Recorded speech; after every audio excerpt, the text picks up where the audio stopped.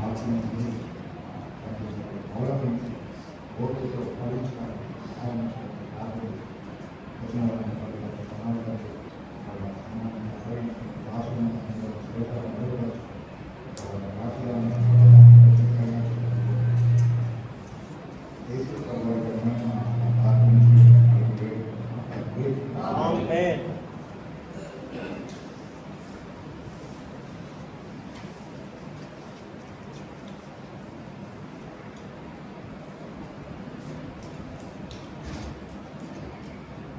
యేసు ప్రభువు యొక్క రెండో రాకడ గురించిన సంగతులు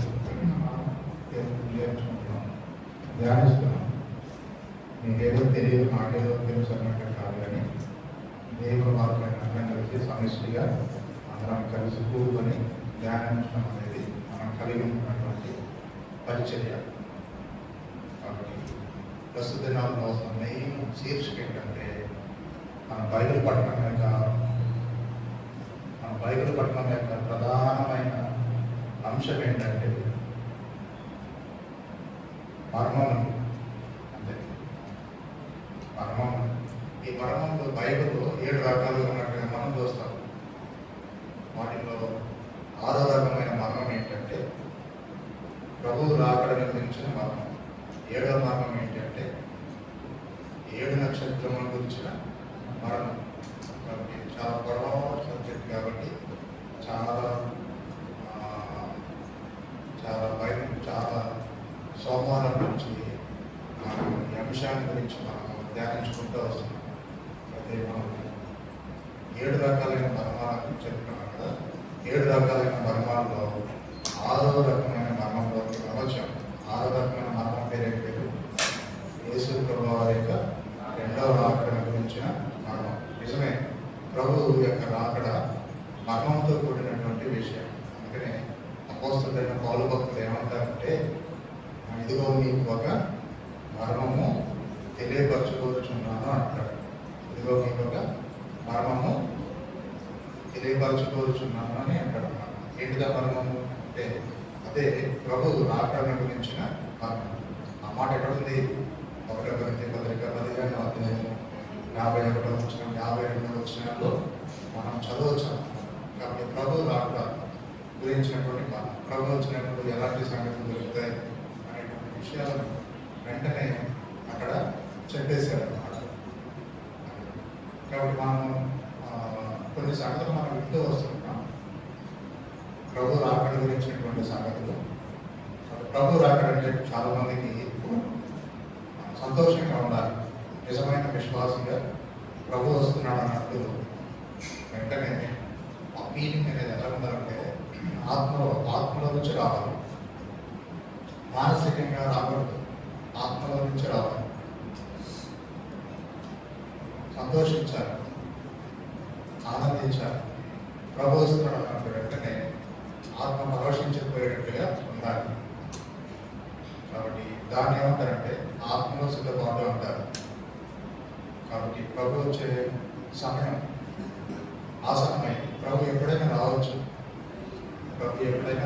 ప్రభు రాకడ గురించినటువంటి ఎన్నో రకాల సూచనలు ఇప్పటికే అన్నీ నెరవేర్చబడుతూ వచ్చారు. ఆయన చెప్పిన మాట ప్రకారంగా ఆయన వాగ్దానం ఒకటి మాత్రమే నెరవేర్చబడాలి. ప్రభు రాకడ 2 విధానాలుగా మనం చూడాలి. 2 విధానాల కంటే ప్రభు రాకడ గురించిన సంగతులు 2 విషయాలతో ముడిపడి ఉంది. ఒకటి మర్మం, రెండవది వాగ్దానం.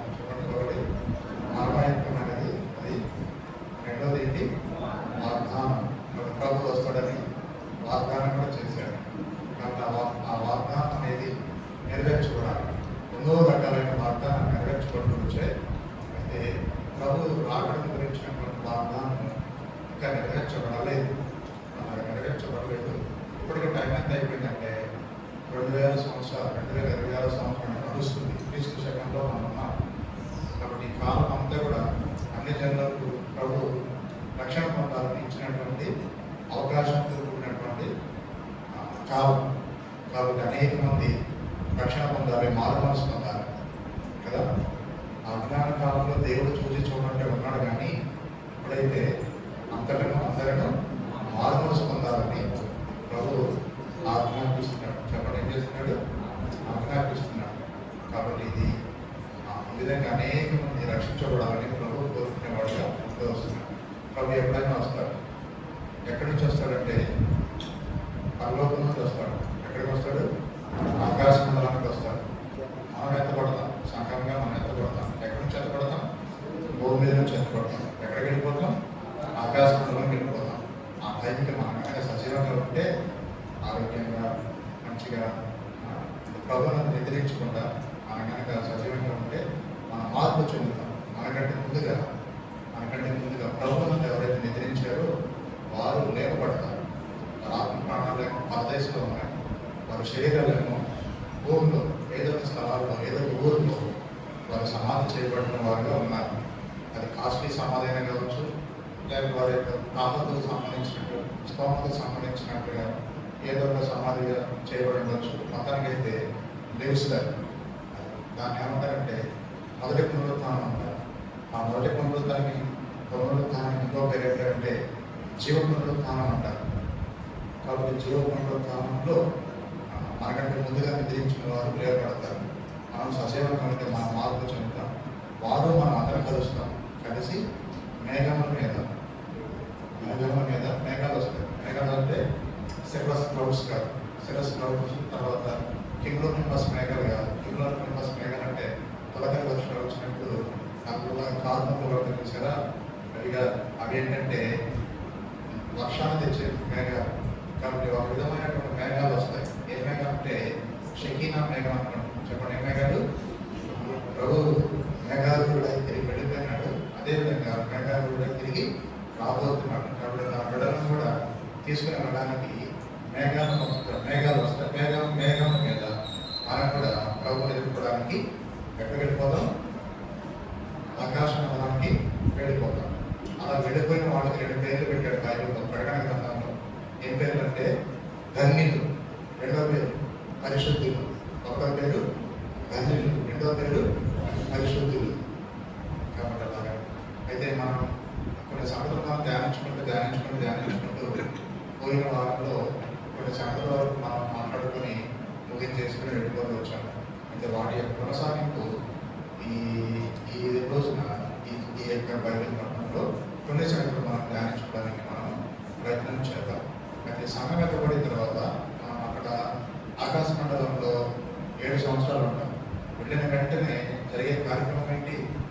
ఎత్తబడిన వెంటనే ఏం జరుగుతుంది? గుర్తుపడతాం. తర్వాత రెండోది ఏం చేస్తాం? రెండోది ఏంటి? ఒకటి గుర్తుపడతాం. అందరిని గుర్తుపడడానికి ముందుగా ఫస్ట్ మన యొక్క నేత్రాలన్నీ ఎవరి మీద పడతాయి? ప్రభువు మీద పడతాయి. ఎందుకంటే ఆయన ఎంతో కనుక వాడుగా ఉంటాడు. ఆ మహిమలో మనకు కూడా పాల్గొంటుంది. యేసు ప్రభువు ఎలా వస్తున్నాడంటే మహిమతో వస్తాడండి. చెప్పండి, ఎలా వస్తాడు? మహిమతో వస్తాడు. ఎవరు మహిమతో వస్తాడు? యేసు ప్రభువు మహిమతో వస్తున్నాడు అని చెప్పేసి రాయబడింది. ఎవరు మహిమతో వస్తాడు?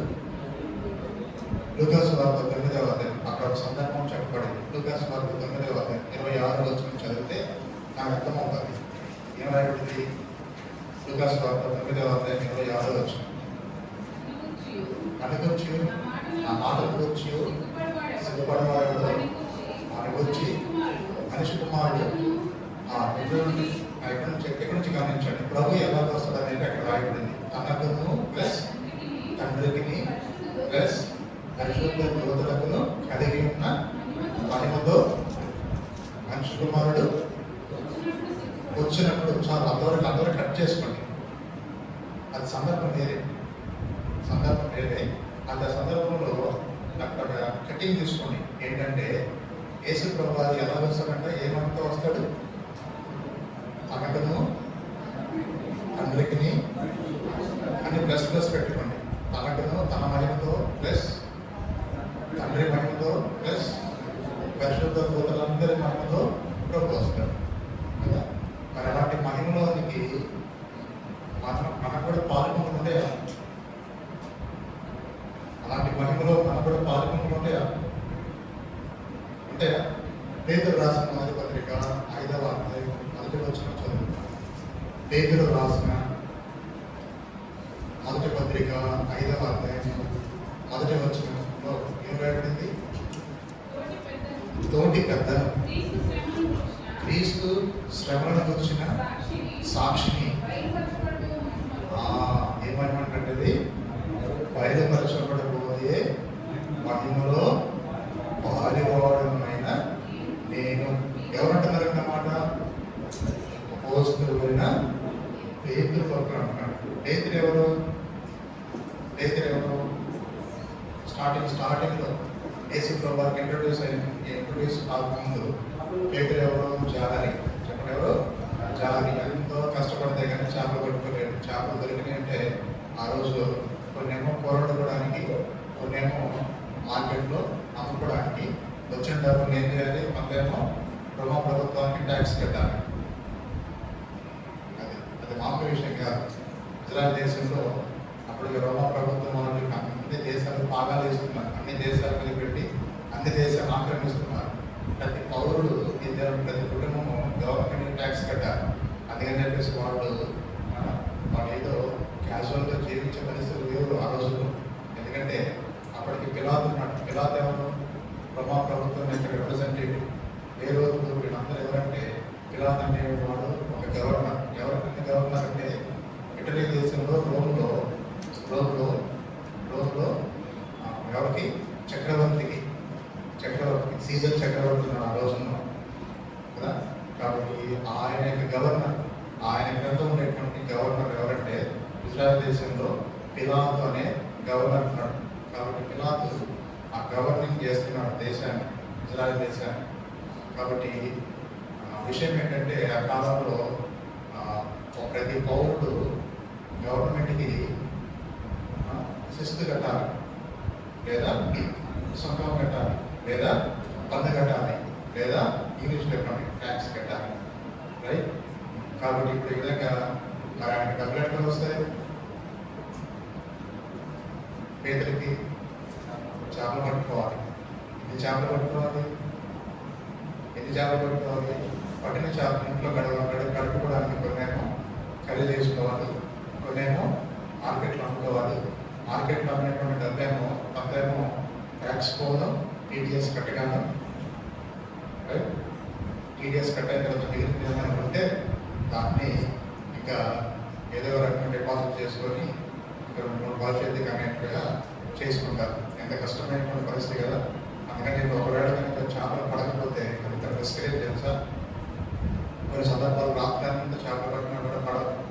ఎంత మజిల్ పవర్ ఉపయోగించినా, ఎంత మైండ్ పవర్ ఉపయోగించి అలసిపోయి చేపలు పడకపోతే తెల్లవారుజామున సూర్యోదయం అయ్యేటప్పుడు నిరాశతో నిస్పృహతో అంత ఒడ్డుకు వచ్చేసి ఏదో రకంగా నిరసించుకొని నిరుత్సాహపడి అలా ఉంటారు. చేపలు పడ్డాయంటే ఒక విధమైన సంతోషం, జోషం. ఆ రోజు అన్నం అయిపోయినా పర్లేదు, న్యూరో లింగ్విస్టిక్ ప్రోగ్రామ్ని బట్టి మైండ్కి ప్రోగ్రామ్ చేసుకుంటారు. ఎందుకంటే సంతోషం వస్తుంది కాబట్టి సంతోషం సగం బలం అన్నట్లుగానే ఏం చేస్తారంటే అన్నం అయిపోయినా కూడా ఒక విధమైన బలం ఉండాలి. అదే నిరుత్సాహం అనుకోండి, న్యూరో లింగ్విస్టిక్ ప్రోగ్రామ్ బట్టి అన్నం అయిపోయినా కూడా నిరుత్సాహం అనుకోండి, డబల్గా బాడీ కొలాప్స్ అయిపోతారు. అట్లా ఉదాహరణ సరేలే. కానీ అలాంటి పేదలు భక్తుడు ఏమంటాడంటే అలాంటి పేదలు ప్రభుని యేసు ప్రభు వారిని వెంబడించేటప్పుడు ఆయన శిష్యుడిగా మారాడు. రెండోది, ఆయన ప్రభు ఆయనకు ఒక మంచి డెసిగ్నేషన్ ఇచ్చాడు. ఏంటంటే అపోస్తలుడు అని పేరు పెట్టాడు. చెప్పండి, అపోస్తలుడు అని పేరు పెడుతూ వచ్చాడు. తర్వాత పేదలను ఇంకేమంటారంటే సంఘం ఫార్మేషన్ అయిన తర్వాత, సంఘం ఎస్టాబ్లిష్ అయిన తర్వాత సంఘం ఆయన పాత్ర ఎవరంటే, సంఘం ఎవరంటే పిల్లర్ ఆఫ్ ద చర్చ్. చెప్పండి, ఎవరండి? Pillar of the church. సంఘంలో స్తంభం ఆయన. ఒక ఆయన యాకోబు, రెండవ ఎవరు? పేతురు, యోహాను. ఇది ఎవరంటే సంఘంలో స్తంభములుగా ఎంచబడిన వారు. Pillar of the church. One of the pillar of the pillar in the beginning church, in the beginning days, early days. కాబట్టి ఆదిమ సంఘం కాలంలో సంఘంలో స్తంభం ఎంచబడిన వాడు. తర్వాత ఇంకోటి ఎవరు? పేతురు. అంటే ఇక్కడ మనం చదివాం, ఎవరంటే బయలుపరచబడబోయే మహిమలు పాలుభాగస్తులు అని చెప్తున్నాడు. బయలుపరచబడబోయే మహిమలు నేను పాలుభాగస్తులను అని పేతురు చెప్తున్నాడు. ఎంత ధైర్యం ఉంటే ఆ మాట చెప్పాలి ఆయన. కాబట్టి బయలుపరచబడ ఇంక్లూడ్ అయిపోయింది. యేసు ప్రభువానికి మహిమ ప్లస్ తండ్రి యొక్క మహిమ ప్లస్ పరిశుద్ధ దూతలందరి మహిమ మొత్తం భౌతిగా తీసి టోటల్ తీసేస్తే అది బయలుపరచబడే మహిమ. ఆ మహిమలో నాకు కూడా బాగుంది అంటున్నాడు ఆయన.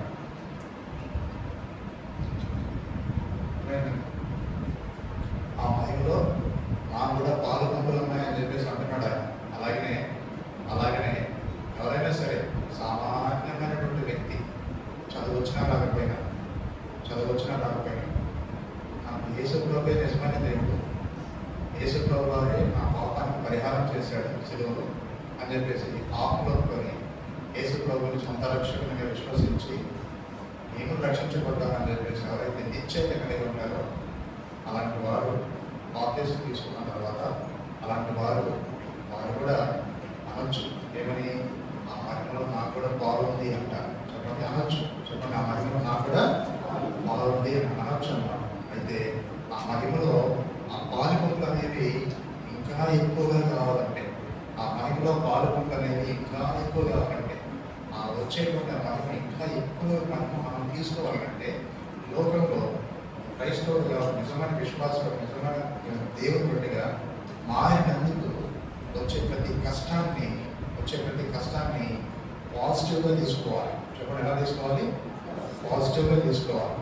నీ అంతటికి నువ్వే దేవుని నమ్ముకొని కూడా నీ అంతటికి నువ్వే ఇష్టానుసారంగా జీవించి దేవుని నుంచి వైదొలిగిపోయి నీ అంతటికి నువ్వే దేవునికి ఇష్టం లేనటువంటి కష్టాలు తెచ్చిపెట్టుకున్నావు అనుకోండి, ఆ కష్టాలతో ప్రభువుకు సంబంధం లేదు. ప్రభువు నమ్ముకొని కూడా ప్రభువు మాట వినకుండా ఇష్టం వచ్చినట్టుగా జీవించి కొన్ని కష్టాలు జీవితంలో తెచ్చుకున్నాం అనుకోండి, ఆ కష్టాలతో ప్రభువుకు అసలు సంబంధమే లేదు. అయితే ప్రభువు నమ్మిన తర్వాత ప్రభు కొరకు నమ్మకంగా జీవిస్తూ ప్రభు కొరకు సాక్షిగా జీవిస్తూ అలాగే ప్రభు కొరకు నమ్మకంగా జీవిస్తున్నందుకే కొన్ని శ్రమలు వస్తున్నాయి ఈ లోకంలో అని కనుక అనుకుంటే, ఆ శ్రమల ద్వారా ఆ మహిమ నీకు ఎక్కువ వస్తూ ఉంటుంది. చెప్పండి, ఆ శ్రమల ద్వారా మహిమ అనేది ఎలా వస్తుంది? ఎక్కువ వస్తుంది. అందుకని చెప్పేసి ప్రభు కొరకు సాక్షిగా జీవించేటప్పుడు వచ్చేటువంటి శ్రమలన్నింటినీ ఏం చేయాలంటే సహించుకునే వారంగా ఉండాలి. చెప్పండి ఎలా ఉండాలి? సహించుకునే వారంగా ఉండాలి. సహించిన వారిని ఏమనొచ్చు? ధన్యులు అనొచ్చు. ఒకసారి మన విలువలు యాడ్ చేసుకుని మన 7 రకంగా పోతుంది సార్. ఎంతపడిన వారికి 2 పేర్లు ధన్యులు, పరిశుద్ధులు. సహించిన వారిని ఏమనొచ్చు? ధన్యులు అనొచ్చు. ఇంకొరకే ఉంది పరిశుద్ధులే. ఎక్కడుందన్నమాట? 2వ తిమోతి పత్రిక 2వ అధ్యాయం 11వ వచనం చదువుతారా? 2వ తిమోతి పత్రిక 2వ అధ్యాయం 12వ వచనం. సహించిన వారమైతే ఆయనతో కూడా ఎదుగుదుము. ఇంకా దానికంటే కొంచెం ముందు వచ్చాను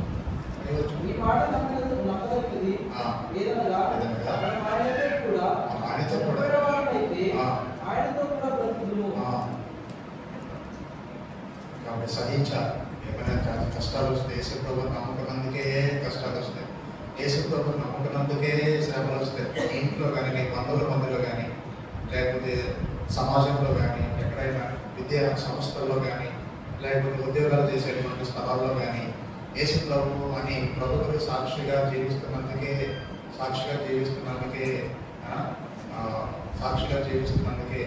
బాహాటంగా కాకపోయినా కూడా ఇండైరెక్ట్గానైనా సరే కష్టాలు పెడుతున్నారు అనుకోండి, మైండ్ గేమ్ ఆడుతున్నారు అనుకోండి, ఇబ్బంది పెడుతున్నారు అనుకోండి, అప్పుడు నీకు అర్థమైపోతుంది నేను యేసు ప్రభువుతో నేను జీవిస్తున్నందుకు నన్ను ఏదైనా ఇబ్బంది పెడుతున్నానంటే అనుకో ఏమనుకోవాలంటే సహించాలి. అలాగే నువ్వు కష్టపడి సహిస్తూ ఉంటే దేవుడు చూస్తాడు. దేవుడు చూసి ఏం చేస్తాడంటే నీ సహనము నీకు వచ్చేటువంటి శ్రమ వలన దేవుడు నీకు అది ఇస్తాడు. ఏమిస్తాడు? మహిమ. చెప్పండి ఏముంది? మహిమ ఉంది. ఏం మహిమ? అది రాబోయే మహిమ. అందుకని చెప్పేసి పేతురు భక్తుడు ఏమంటాడంటే ఆ రాబోయే మహిమలో నాకు కూడా పాల్గొంది అంటాడు. అలాగే పేతురు భక్తుడు కూడా అపోస్తలుడైన పేతురు కూడా తన జీవితంలో తన యొక్క సేవా కాలం అంతట్లో కూడా ఎన్నో రకాల శ్రమలు అనుభవించాడు. ప్రభు ఆ యొక్క మహిమలో ఆయన పాలుభాగంగా చేయబడేటువంటి అనుభవంలోకి వెళ్ళిపోతూ వచ్చాడు. ఇప్పుడు ఆయన పరదేశంలో రెస్ట్ తీసుకుంటున్నాడు. ఆయన శరీరం భూమిలో ఎక్కడో సమాధి చేసేసాడు. ప్రభు రాగడంలో పేదల పక్షులు ప్రేమిస్తాడు. ఆయన వస్తాడు. ఆయన కూడా మార్పు చెంది ప్రభు రాకడ ఆకాశ మండలంలో అందరం కలుసుకుంటాం. అప్పుడు పేదల యొక్క మహిమ ఎంత ప్రమాణం ఉన్నదంటే అంత ప్రమాణం ఉండదు. ఎందుకు అంత ప్రమాణం ఉన్నది కారణం ఏంటంటే అది శ్రమ అనుభవించాడు కాబట్టి అలాగా మన జీవితంలో అట్లా చెప్పేసి మన ఇష్టానుసారంగా శ్రమను తయారు చేసుకొని ఆ శ్రమను ఎదుర్కోవద్దు. శ్రమ చాలా మహిమ ఉందంట అని చెప్పేసి మనందరికీ మనమే శ్రమను తయారు చేసుకొని ఆ శ్రమలకు ఎదుర్కోవద్దు. ప్రభుత్వానికి నమ్మకంగా జీవించండి. ప్రభుత్వం నమ్మకంగా జీవిస్తే ఏదైనా కష్టం వస్తున్నా, ఏదైనా బాధ వచ్చినా కృషించుకోకుండా, వెనకంజ వేయకుండా, మళ్ళా ప్రభుత్వం కలిసిపోకుండా, చదువుకోకుండా, ఒడుకోకుండా, నేర్చించుకోకుండా, బైబిల్ చదవడం మానుకోకుండా, చర్చకు రావడం మానుకోకుండా, ప్రభుత్వంలో నమ్మకం ఫస్ట్ క్లాస్లో జీవిస్తూ అలాగే దైవంలో కొనసాగుతూ ఉంటాం.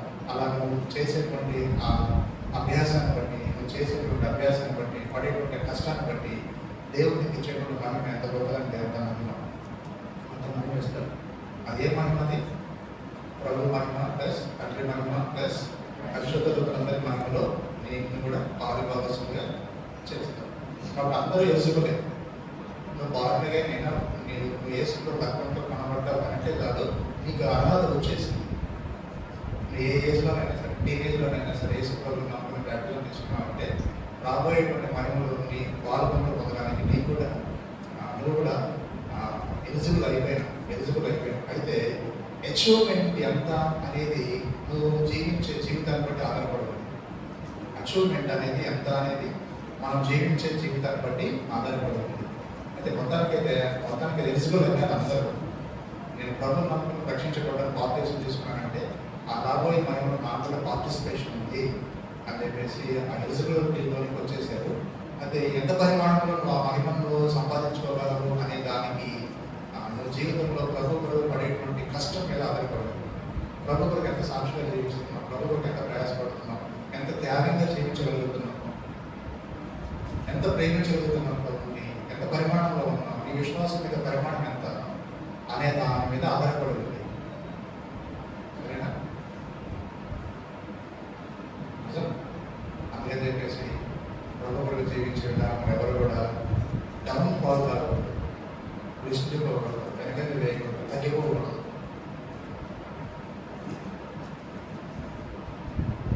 దినాలు, వారాలు, నెలలు, సంవత్సరాలు గడిచిపోయే కొలదల్లా ఇక్కడ టాప్ లెవెల్కి ఎదగాలి. కానీ అట్లా డౌన్గా మన గ్రాఫ్ అనేది పడిపోకూడదు, పైకే పోవాలి. ఆ సూచన ప్రభు అలాగా సంఘంలో ఉన్న ప్రతి బిడ్డకు మనందరూ కూడా ప్రభావితంగా సహాయం చేసి సిద్ధపరచడం కాకంటే మీటింగ్ అయిపోలేదు.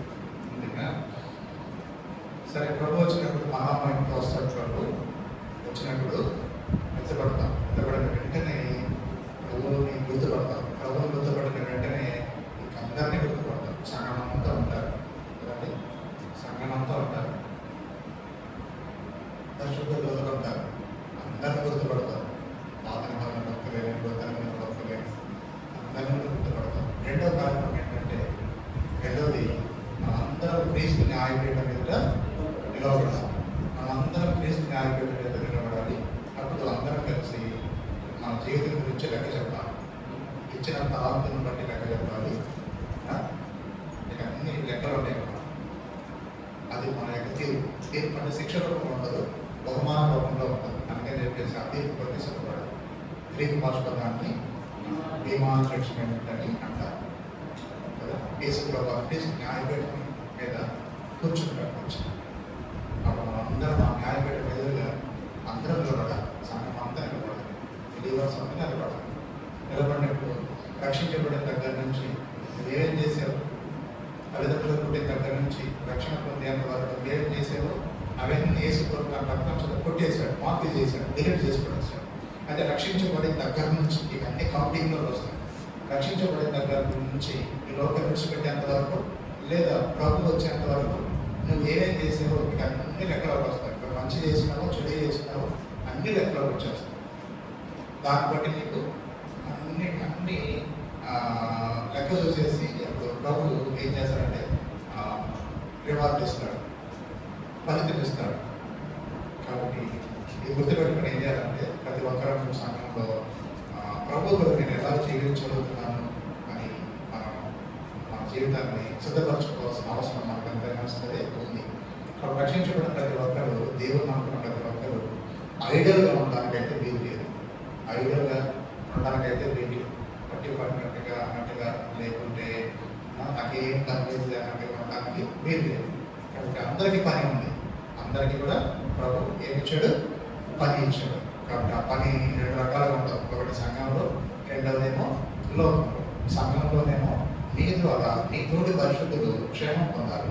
లోకంలోనేమో అనేక నశించిపోయే ఆత్మలు ఉన్నాయి. వాటిని ప్రధానమైన ప్రభు వైపు తిప్పేవారుగా ఉండాలి. కాబట్టి ఆ పని ఉంది. నేను పులిపెట్టి నుంచి పని చేస్తానని పెద్ద అది హార్వర్డ్ సైన్లో ఒకటి ప్రభు అనుమతిస్తే అలాగే చేయొచ్చు. కానీ ఇక్కడ నుంచి నేను పరిచయం చేస్తాను మీరు మొదలు పెట్టుకోవద్దు. అయితే పరిచయాలన్నీ పులిపెట్టిన నుంచే ఉండవు. కాబట్టి కొన్ని పరిచయాలు పులిపెట్టిన కాకుండా కూడా ఉంటాయి. ఆ పరిచయాలను గుర్తుపట్టుకొని ప్రభు నాకు ఏ పరిచయం ఇచ్చాడు అని, ఏ పని ఇచ్చాడు అని ప్రతి ఒక్కరు ఏం చేయాలంటే గమనికలో తెచ్చుకొని ఆ పనిని నిజాయితీగా చేసుకోవాలి. ఒక ప్రక్కన కుటుంబాన్ని పోషించుకుంటుంది, ఒక ప్రక్కన పనులు బాధ్యతలన్నీ చేపడుతుంది. ఏం చేయాలంటే దేవుని పనులు కూడా ఉపయోగపడేవారుగా ఉండాలి. చాలాసార్లు అన్ని లోక సంబంధమైన విధానంలో కుటుంబాలు తర్వాత ఎన్నింటిలో మాత్రం చాలా టాప్ రేంజ్లో ఉండాలని చెప్పేసి ప్రయాసపడతా ఉంటారు. కానీ దేవుని కొరకు నేను ఉపయోగపడాలి, నా ఆత్మ ప్రాణ దేహాలు సిద్ధపరచుకోవాలి అనేది కొంచెం కూడా దాని గురించి పట్టింపు లేకుండా జీవించి నిష్ఫలులుగా మారిపోతారు. ఎలా మారిపోతారు? నిష్ఫలులుగా మారిపోయి సంఘానికి ఉపయోగం లేకుండా, నశించిపోయే ఆత్మకు రక్షణకరంగా లేకుండా వేస్ట్ లైఫ్ను జీవించే వాళ్ళుగా ఉంటారు. దినాలు, తర్వాత వారాలు, తర్వాత నెలలు, సంవత్సరాలు గడిపేసే వాళ్ళుగా ఉంటారు. ఏం చేస్తున్నారంటే ఏదో చేస్తున్నారు. ఒకవేళ ఎవరైనా సరే నీకంటే వెనకే రక్షణ పొంది, నీకంటే వెనకే బ్యాప్టిజం చేసుకొని, నీకంటే వెనకే ప్రభువులో చాలా తీవ్రంగా ఎవరైనా జీవిస్తూ ఉంటే వాళ్ళకు నువ్వు మంచి సలహా ఇవ్వడానికి బదులుగా వాళ్ళని చూసి మనము చదువుకుంటామా, కొడుకుంటామా, పెడతామా, వాళ్ళని ఎందుకు అట్లా చేస్తామని చెప్పి అడ్డుపడతామా? అట్లా చేయకూడదు. కొన్ని సందర్భాల్లో అలా కూడా చదవచ్చాయి. కాబట్టి మనం అలా ఉండకుండా మనం ముందు కాకని చెప్పేసి మనకు ఈ హెచ్చరికను మనం తీసుకునే వారిగా మనం ఉండాలి. సరేనా? తర్వాత రెండవది ఆయన న్యాయపీఠం మీద నిలబడాలి. తర్వాత మూడవది ఏంటంటే గొర్రెపిల్ల వివాహ ఉత్సవంలో పాల్గొంటూ పొందాలి. తర్వాత గొర్రెపిల్ల వివాహం బిందు అనేది ఉంటుంది అన్నమాట. బిందు అంటే ఏంటి? లిటరల్గా భోజనము, ఖరీదులు ఇలాంటివన్నీ మనం అర్థం చేసుకోకూడదు. ఏం అర్థం చేసుకోవాలి? పరసంబంధమైనటువంటి విషయం ఎప్పుడైనా సరే ఆత్మీయంగానే ఉంటాయి. భూలోక సంబంధమైనటువంటి టర్మినాలజీ యూజ్ చేయడానికి వీలేదు. వివాహం ఏంటంటే ఉప్పు సరిపోయిందా, కారం సరిపోయిందా, మసాలాలు సరిపోయిందా, ఏం కర్రీ చేశారు, గ్రాండ్ జరిగిందా? వివాహం అంటే వివాహం బాగా జరిగిందంటే ఎంత తిండి పెడితే అంత బాగా జరిగిందా, ప్లాన్ చేసుకుంటున్నాం అట్లే ఉంటుంది. అక్కడ ఏం మెనూ పెట్టారు, వెజ్ పెట్టారు, నాన్ వెజ్ పెట్టారు, ఇవన్నీ కాదు. సాంస్కృతిక గ్రంథంలో మాట ఉంటుంది. సంతోష హృదయానికి నిత్యము హిందూ చెప్పండి. సంతోష హృదయానికి నిత్యం హిందూ. నాకు ఇందులో మసాలా ఉన్నాయా, ఏముంది, సాంబార్ ఉందా, రసం ఉందా చెప్పండి. ఇందులో ఏముంటాయి? ఏం చెప్తాం? సంతోష హృదయం కలిగిన వాడికంట ప్రతిరోజు విందేనంట. ప్రతిరోజు విందేనంట. నీకు విందు జరిగిందంట కదా. మీరు ఈరోజు ఈ ఐటమ్స్ ఏంటి అంటే ఏం లేదు బ్రదర్, మా ఇంట్లో నాకు ఈరోజు నేను జస్ట్ సింపుల్గా పచ్చడి చేసుకున్నాం అంటారు. అది ఇదేంటి, ఇందులో పచ్చడి పడతాను. కానీ భౌతిక సంబంధమైన మెనుతో మనం పోల్చుకోలేదు, ఆధ్యాత్మికంగా ఉంటుంది. అందుకని పొలవకు ఏమంటారంటే నేను 3వ ఆకాశానికి వెళ్ళాను, అక్కడ వచనంతో చెప్పిన కానీ మాటలు విన్నాను అంటాడు. ఏమంటాడు? నేను వచనంతో చెప్పిన కానీ అంటే మనుషుడు పలకకూడనటువంటి మాటలు, మనుషుడు పలకకూడని మాట్లాడి చెడ్డ మాటలు కాదు. మనుషుడు పలకడానికి కూడా అసలు అందనటువంటి ఎంతో గంభీరమైన ఆత్మీయమైనటువంటి మాటలు ఉన్నాయి. మాటలు పలకడానికి మనిషికి మైండ్ సరిపోదు, ఐక్యూ సరిపోదు. చెప్పండి, ఏం సరిపోదు? ఐక్యూ సరిపోదు. ఐక్యూ అంటే ఇంటెలిజెన్స్ కోషెంట్ అంటారు. ఐక్యూ 120 వరకు మనుషులకి ఆక్యం ఉంటుంది. 120 కంటే ఎక్కువ ఉంటే కొంచెం బ్రిలియంట్, మామూలు బ్రిలియంట్ కాదు, సూపర్ బ్రిలియంట్ అనమాట. ఐన్స్టీన్ యొక్క ఐక్యూ చాలా ఉంటుంది. అలాగే పరదేశంలో ఉన్నటువంటి మాటను గ్రహించుకోవాలంటే మనిషి యొక్క ఐక్యూ సరిపోదు, చాలా టాప్కి వెళ్ళిపోవాలి. అంత ఐక్యూ అన్నమాట. అర్థమైందా? అంత ఐక్యూ, అంత బ్రిలియంట్, అంత ఇంటెలిజెన్స్ కావాలి, అంత తెలివి కావాలి. అది భూలోకం ఎక్కడ దేవుడు తెలియదు. అందుకనే జ్ఞానము ఆయనే. చెప్పండి, జ్ఞానము ఆయనే. యేసుప్రభువే జ్ఞానము ఆయనే. జ్ఞానము నీవే అని పాల్పడతాను. చెప్పండి, నాకు పాల్పడతాను. అక్కడ జ్ఞానం అంటే ఎక్కువ నేను నాకు జ్ఞానం అనేది కాదు కదా. అసలు యేసుప్రభు వారి జ్ఞానం అంటే అసలు మొదలు పెడితే కాదు, ఇదంతా వేడికి పోతుంది, అంత ఉంటుంది అన్నమాట. కాబట్టి ప్రభు ఎంతో జ్ఞానం కలిగిపోవాలి. ఫస్ట్ గుర్తుపడతాం, రికగ్నైజేషన్ ఉంటుంది. తర్వాత ఏముంటుంది? న్యాయపీఠం దగ్గర హాజరు కావాలి. బహుమానాలు ఉంటాయి. మన యొక్క అకౌంటబిలిటీ మొత్తం ఆయనకు సబ్మిట్ చేయాలి. రికార్డ్స్ మొత్తం సబ్మిట్ చేయాలి. తర్వాత మూడోది వివాహోత్సవంలో పాల్గొంటూ ఉంటారు. ఈ కార్యక్రమం అంతా ఎక్కడ జరుగుతుంది? ఆకాశ మండలంలో జరుగుతుంది. మొత్తం ఎంత టైం పడుతుంది? 7 సంవత్సరాలు పడుతుంది. 7 సంవత్సరాలు పడుతుంది. సేమ్ 7 సంవత్సరాలు, అదే 7 సంవత్సరాలు భూలోకంలో ఏం ప్రారంభమవుతుంది? శ్రమల కాలం ప్రారంభమవుతుంది. అయితే దాని గ్రంథంలో దాన్ని ఏమంటారంటే దానియేలు యొక్క 70 వారము అని అంటారు. దానియేలు యొక్క 70 వారం అని అంటారు. మరి సంఘం పడిన తర్వాత సంఘాన్ని తీసుకుంటే ఎవరు? సంఘం అంతా ప్రిపేర్ చేసి సిద్ధపరిచి తీసుకుని ఎవరు వెళ్తారు? పరిశుద్ధాత్ముడు వెళ్తారు. కాబట్టి అంటే ప్రభు వచ్చినప్పుడు ఇద్దరు పోతారు పైకి. ఎవరు వెళ్తారు? సంఘం సంఘాన్ని తీసుకుని పరిశుద్ధాత్మ వెళ్ళిపోతారు. అర్థమైందా? రెప్కాని ఎవరు తీసుకొచ్చారు? ఎలియాని తీసుకొచ్చారు. ఎవరికి? రెప్కా రాదు. రెప్కాని ప్రిపేర్ చేసింది ఎవరు? రెప్కాని ప్రిపేర్ చేసి కన్విన్స్ చేసి ప్రిపేర్ చేసి శ్రద్ధపరిచి గోల్డ్ దొరికి వాళ్ళని కన్విన్స్ చేసి వాళ్ళని ఒప్పించేసి మొత్తం సిద్ధపరిచేసి తీసుకురావాలంటే అది మామూలు విషయం కాదు. అలా ప్రిపేర్ చేసి సిద్ధపరిచి తీసుకొచ్చిన ఎవరంటే ఎవరు? ఎలియాని తీసుకొచ్చి సబ్మిట్ చేశాడు. ఎవరికి సబ్మిట్ చేశాడు? ఈసారి సబ్మిట్ చేసిన అలాగనే పెద్దకొస్తే నాకు పరిశుద్ధాత్ముడు వచ్చాడు. పరిశుద్ధాత్ముడు వచ్చేసిన దగ్గర నుంచి సంఘం స్టార్ట్ అయిపోయింది. ఇప్పటికే 2026 సంవత్సరం నడుస్తుంది. అయితే సంఘంలో చాలామంది ఇప్పటికి ప్రిపేర్ అయిపోయి కొంతమంది పైకి వెళ్ళిపోయినారు, కొంతమంది సజీవంగా ఉన్నారు. మొత్తం వాళ్ళు అందరం కలిపి సంఘమే. ఈ సంఘం మొత్తం ప్రిపేర్ చేసింది ఎవరంటే పరిశుద్ధాత్ముడు ప్రిపేర్ చేశాడు. ఇప్పుడు భూమి మీద ఉన్నటువంటి వాళ్ళందరినీ ప్రిపేర్ చేసేసి తీసుకుపోతే ఎవరంటే పరిశుద్ధాత్మ తీసుకుపోతారు. శక్తి చేతనైనా బలం చేతనైనా కాదు, ఇది ఎవరితో జరుగుతుంది? శక్తి చేతనైనా బలం చేతనైనా కాదు, ఇది ఎవరితో జరుగుతుంది? ఆత్మలో జరుగుతుంది. ఆయనకు శక్తి సామర్థ్యం ఎంత?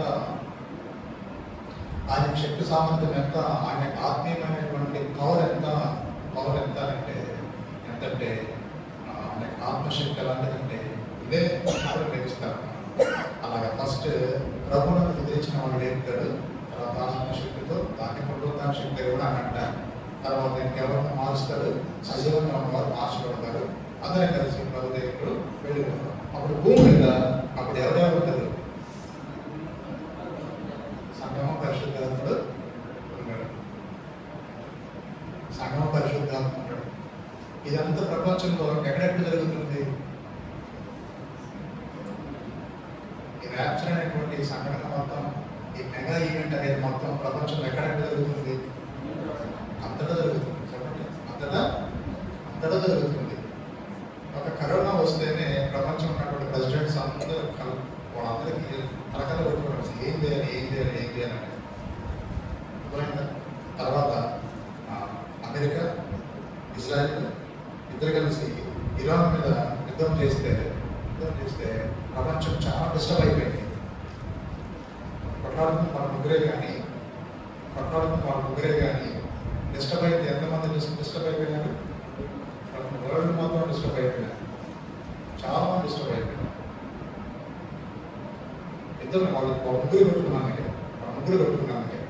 కానీ ప్రపంచంలో అన్ని దేశాల్లో ఉన్నటువంటి దేవుని బిడ్డలు మాయమైపోయేటువంటి ఒక గడియ వచ్చింది. అంటే కనపడనటువంటి ఒక గడియ వచ్చింది. మీకు కనపడని వాడు ఇప్పుడే వచ్చాడు అనుకోండి, ఈ బ్యాంక్ లాగా రైట్స్ అలాగే అనుభవం ఉంటాయి, డోర్స్ అలాగే ఓపెన్లోనే ఉంటాయి. ఎడిపోయిన దాంట్లో వెళ్ళాలంటే ఏమో అది ఎవరైతే వెళ్ళబడతారో వాళ్ళు చెప్తారు, మా వాళ్ళు ఎత్తబడ్డారు, మేము వెళ్ళబడ్డారని చెప్పేసి వాళ్ళకి బాధకుండా ఉంటాం. వాళ్ళ బాధ వర్ణనాతీతం. చెట్టు కొబ్బరి పాఠం చూసారా? అయ్యో మా ఊళ్ళో వెళ్ళిపోయినారు. ఒకసారి కనుక ఫౌండేషన్ మొత్తం కట్ అయితే ఎంత బాధ అంటే ఎంత బాధ. ఎన్నడూ వాళ్ళని చూడలేదు. అలాంటి ఎడబాటు అనేది కలగబోతుంది. అందుకని చెప్పేసి ఎంతపడే దుబ్బులు ఉంటారు, ఎంతపడేటువంటి సంఘంలో ప్రతి ఒక్కరు ఉంటారు. అలా ఉండాలంటే రక్షణ పొంది బ్యాటరీలు తీసుకొని సిద్ధంగా ఉంటారు. సరేనా? కాబట్టి ఏం చేయాలంటే అలాగా జరిగినప్పుడు, అలాగే సంఘం ఎత్తబడినప్పుడు ఇక ప్రపంచంలో ఉన్నటువంటి ప్రెసిడెంట్స్ అందరికీ ఏమర్థం కాదు. అన్ని దేశాల్లో ఉన్నటువంటి దేవుడు ఎత్తబడతారు. కాబట్టి ఎత్తబడినటువంటి ఆ ఫస్ట్ అవర్లోనే, ఆ గంటలోనే ఎలా ఉంటుందంటే, సంఘం ఎత్తబడినటువంటి మొట్టమొదటి గంటలోనే ఎలా ఉంటుంది ప్రపంచం అంతట్లో ఎక్కడ చూసినా కూడా యాక్సిడెంట్స్ అయి ఉంటాయి. చెప్పండి, ఎలా ఉంటాయి? యాక్సిడెంట్స్ అయి ఉంటాయి. ఉదాహరణకు బైక్లో పోతున్నటువంటి ఎత్తబడినటువంటి బైక్ ఎక్కడ క్రాష్ అయిపోతుంది, కుదుకుంటుంది, కార్ యాక్సిడెంట్ అయిపోతుంది, ట్రైన్ డెలివరీ అయిపోతుంది, ఫ్లైట్స్ కూలిపోతాయి. ఆపరేషన్ చేసిన డాక్టర్స్ ఉన్నారనుకోండి, వాళ్ళు ఎత్తబడతారు. పేషెంట్స్ అంటే ఏంటి?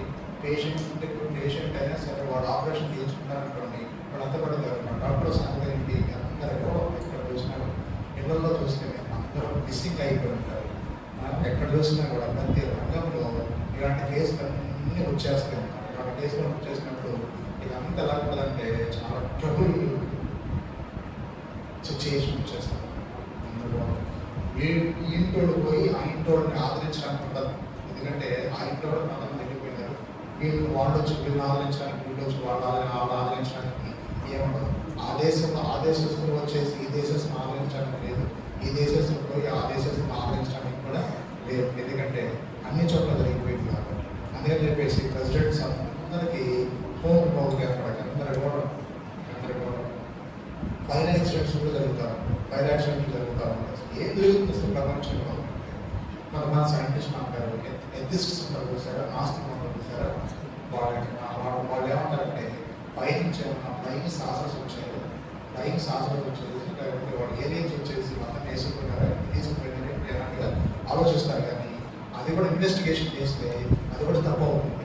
మరి ఎట్లా ఏమైంది అంటే వాళ్ళకి అసలు సొల్యూషన్ దొరకదు.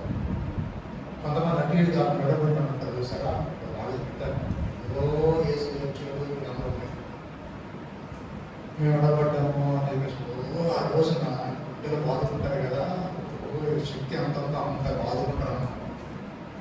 ఎంత బాధకున్నా కూడా నో కంఫర్ట్, ఏ విధమైన ఆదరణ ఉండదు, ఎవరు ఆదరించే పరిస్థితి ఉండదు. అలా ఏడ్చి అలా ప్రెసిడెంట్ సూర్యుడు అప్పుడు వెంటనే ఏం చేద్దాం ఇప్పుడు అని చెప్పేసి ఇప్పుడు యూఎన్ఓ ఉంది, యునైటెడ్ నేషన్స్ ఆర్గనైజేషన్, ఐక్యరాజ్య సమితి ఉంది, కాల్ చేస్తారు. అసలు ఏం చేద్దాం? వాళ్ళకి ఎవరికి అర్థం కాదు. ఎందుకంటే ఏ విశ్వాస ప్రెసిడెంట్ ఉన్నా కూడా ఆ ప్రెసిడెంట్ మనలో వెళ్ళిపోయి ఉంటాడు.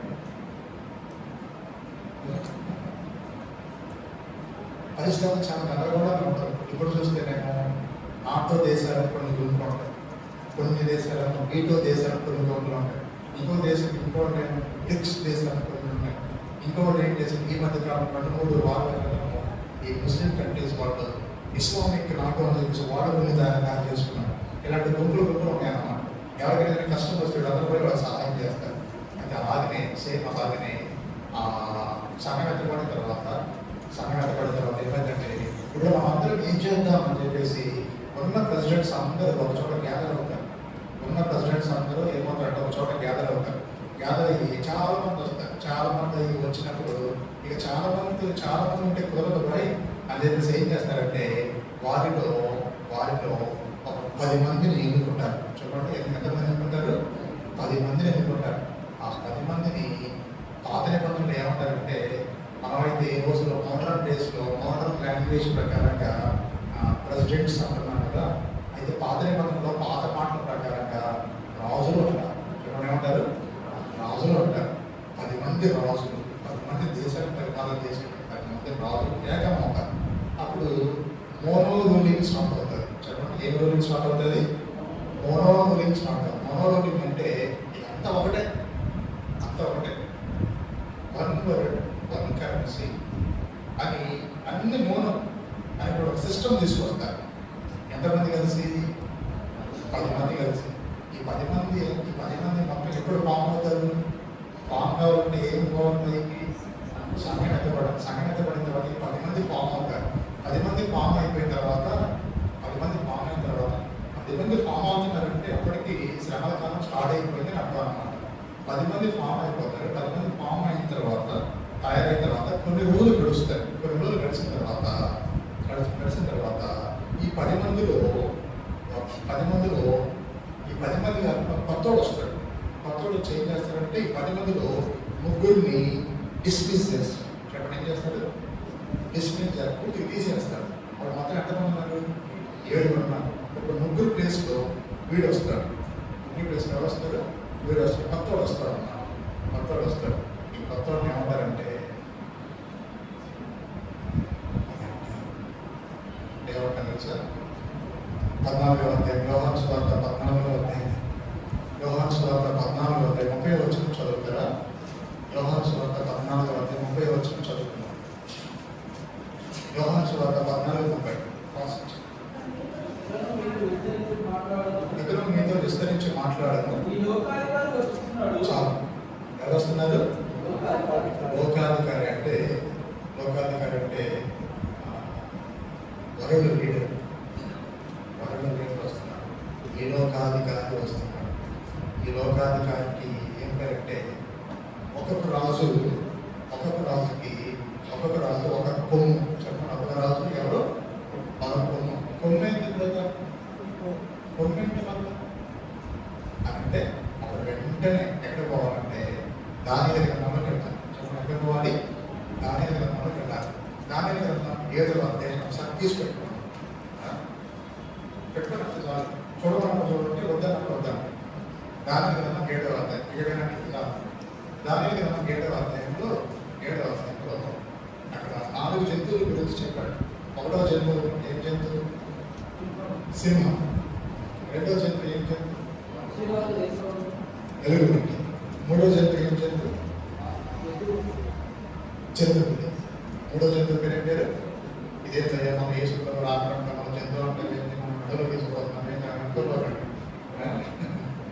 ఇది ప్రవచనం గురించి కూడా చెప్పుకోవాలి. మొదటి జంతువు పేరు సింహం. ప్లెయిన్గా చెప్పట్లేదు, తర్వాత నేను చదువుకుంటే మీకు అన్నీ అర్థం.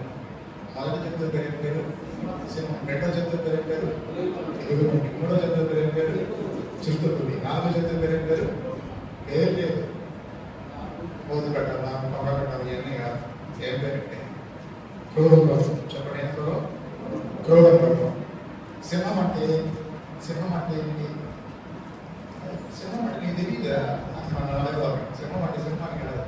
సింహం అంటే ఆ కాలంలో బబులోను సామ్రాజ్యానికి సింబల్. చెప్పండి సింహం అంటే ఏంటి? బబులోను సామ్రాజ్యానికి గుర్తు. తర్వాత ఎలుగుబంటి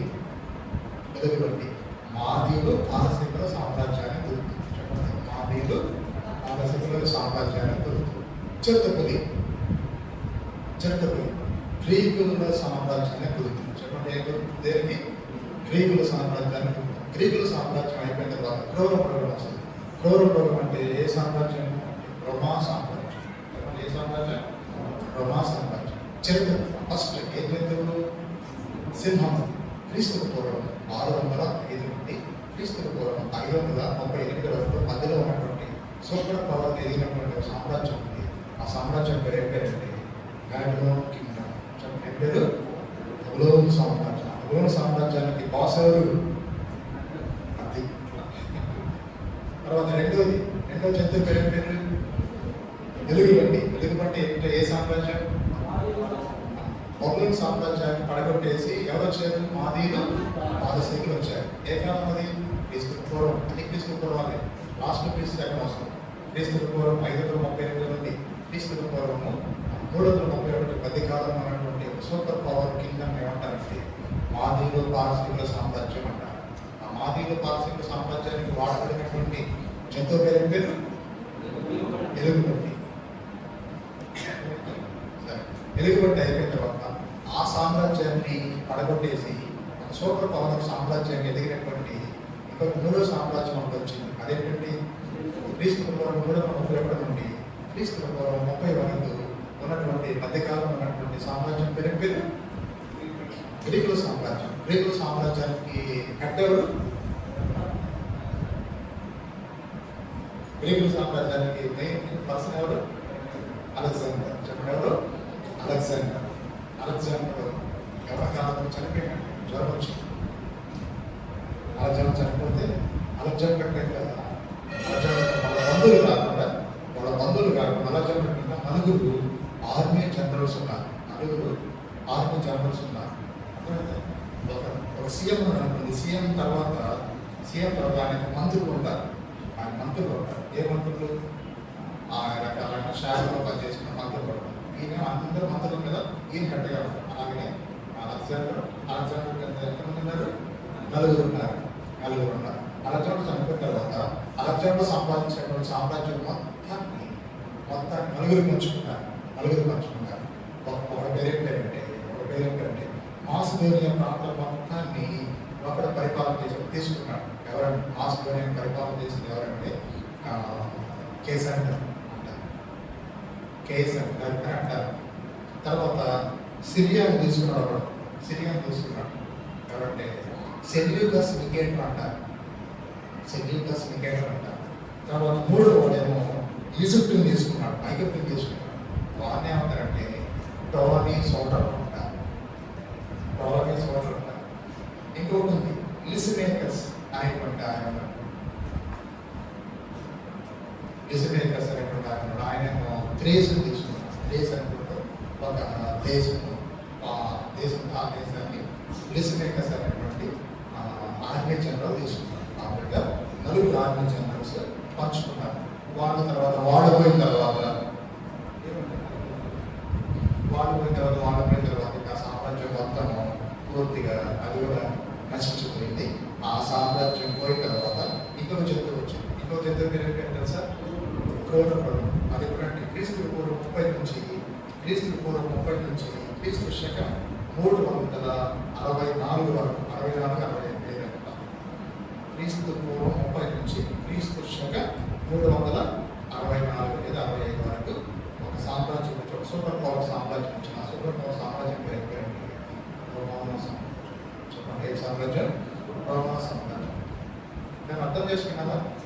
సంవత్సరాల పేరు చెప్పాను. సంవత్సరాలు ఎందుకు చెప్పాను? 600 క్రీస్తు శకం నుంచి 600 నుంచి ఎక్కడ దాకా వచ్చింది? లాస్ట్కి క్రీస్తు పూర్వం 605 నుండి క్రీస్తు పూర్వం ఎక్కడ దాకా వచ్చింది? 30 దాకా వచ్చింది. అంటే BCలో క్రీస్తు పూర్వంలో సంవత్సరాలు ఎలా లెక్కిస్తారు? ఎసెన్షియల్ ఆర్డర్లో లెక్కించరు, ఎసెన్షియల్ ఆర్డర్లో లెక్కిస్తారు. ఉదాహరణకు ఈ సంవత్సరం 2026 అనుకోండి. నెక్స్ట్ ఇయర్ ఎంత అవుతుంది? 2025 అవుతుంది. ఆ తర్వాత వచ్చే సంవత్సరం ఎంత అవుతుంది? 24 అవుతుంది. అట్లాగా క్రీస్తు పూర్వంలో సంవత్సరాలన్నీ తగ్గుకుంటూ వచ్చినాయి.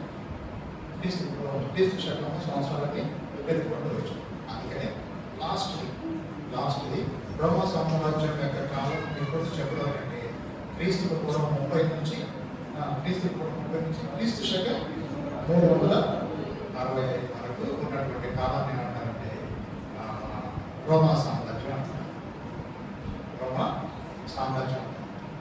సామ్రాజ్యం క్రీస్తు శకంలో 365 65 వరకు. ఈ తర్వాత అది కూడా కొలాప్స్ అయిపోయి కనుమరుగైంది.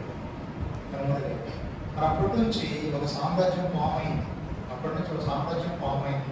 ఇప్పుడు చెప్పండి, ఈ నాలుగు జంతువులు అంటే సామ్రాజ్యం. అర్థమైందండి? 4 జంతువులు అంటే ఏంటవి? సామ్రాజ్యం, కింగ్డమ్స్. అయితే గుర్తుపెట్టుకోండి, నేను బైబిల్ తీరాలంటే పుస్తకమైపోతాను. దానియేలు గ్రంథం 2వ అధ్యాయంలో ఒక స్టాచ్యూ, చెప్పండి ఏముంది? ఒక స్టాచ్యూ. ఇది మొత్తం బంగారం. చెప్పండి మొత్తం ఇవాళ బైబిల్ చెప్పండి, ఇది మొత్తం బంగారం. ఈ షోల్డర్స్, చెస్ట్ వెండి. చెప్పండి షోల్డర్స్, చెస్ట్ అంతా వెండి. ఈ పొట్ట నుంచి ఐజ్ వరకు ఏంటంటే ఎత్తడి. మోకాలు చెప్పల నుంచి కిందకి మొత్తం ఇనుము. మన పాదంలో ఇనుము మనకి 2 ఉన్నాయి. ఎందుకంటే మొత్తం 4. ఫస్ట్ ఏంటి? బంగారం. ఈ బంగారము దానియేలు గ్రంథం 7వ అధ్యాయంలో ఒక జంతువు చూపించబడింది. ఏం జంతువు అది? సింహం. అంటే ఇప్పుడు ఈ బంగారం అంటే ఎవరికి వెళ్ళారు? అట్లా చెప్పాలి. చెప్పండి, బంగారం అంటే ఎవరి సామ్రాజ్యం? రోమన్ సామ్రాజ్యం. ఇది కొలాప్స్ అయితే ఇది తర్వాత ఇది వెండి, ఎలుగుబంటి. జంతువుని తీసుకుంటే ఎలుగుబంటి. ఎవరి సామ్రాజ్యం? ఆదిమ సామ్రాజ్యం. ఉదరం అంటే పట్టణ నుంచి కింద మోకల చెట్ల వరకు ఇత్తడి. ఏ జంతువు చెప్పండి? చదువుకోండి. ఏ సామ్రాజ్యం? శ్రీమ సామ్రాజ్యం. మోకాల చెట్ల దగ్గర నుంచి కింద వరకు పాదాల వరకు ఇనుము. పాదాలు అంటే ఇనుము అంటుంది. ఏ సామ్రాజ్యం అది? రోమా సామ్రాజ్యం. అయితే 300 రోమా సామ్రాజ్యం యొక్క ఎండింగ్ ఎప్పుడు? క్రీస్తు శకం 365. అప్పటి నుంచి రోమా సామ్రాజ్యం కనబడలేదు. అంటే ఏమైందంటే చేతి సహాయం లేకుండా తీయబడిన ఒక రాయి వచ్చింది. రాయి వచ్చి కింద నుంచి మొత్తం కలిసిపడేసి పౌడర్ చేసి మొత్తం గాలి ఎగిరిపోయింది. ఈ చేతి సహాయం లేకుండా తీయబడినటువంటి రాయి పెరిగి ఈ 2027 సంవత్సరాల వచ్చేసరికల్లా ఒక పెద్ద మహాపర్వతం అయిపోయింది. ఆ పర్వతాన్ని ద కింగ్డమ్ ఆఫ్ గాడ్ అంట. చెప్పండి ఏమంటారు?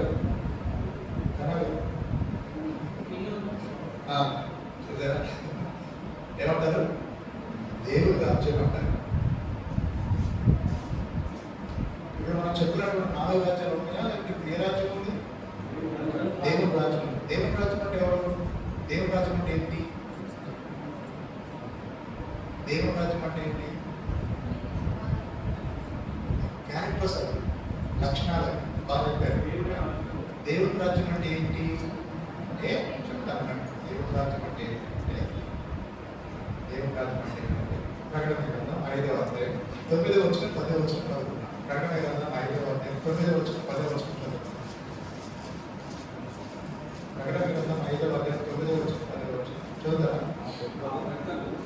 ఆ పెద్దలు నీ వాళ్ళందరూ తీసుకొని వధింపబడిన వాడమైంది. నీ రక్తం నుంచి ప్రతి వంశంలోనూ ఆయన భాష మాట్లాడే వారిలోనూ ప్రతి ప్రజలోనూ ప్రతి జనంలోనూ దేవుడు మనుషులను దేంతో రక్తంలో కొని వారిని చాలా త్వరగా కట్ చేయండి. పెంచుకున్నా మనలేదు. మన రాజ్యంగా యాజకంగా చేస్తాం.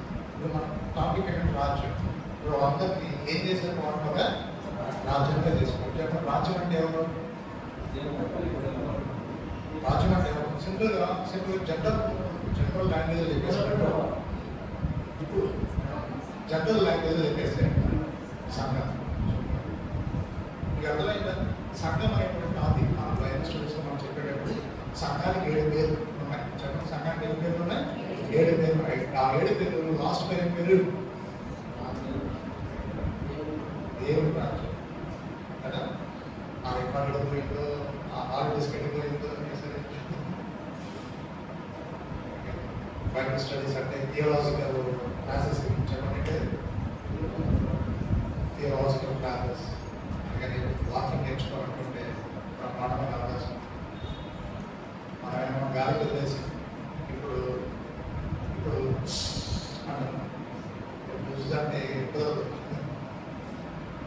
ఏదో బైబిల్ స్టడీ చాలా సీరియస్గా తీసుకున్నాడు. అందుకని పెద్ద మిస్టేక్ జరిగిపోయింది. పెద్ద బ్లెండర్ ఏం జరిగిపోయింది? డ్యామేజ్ జరిగిపోయింది. అర్థవంతమైన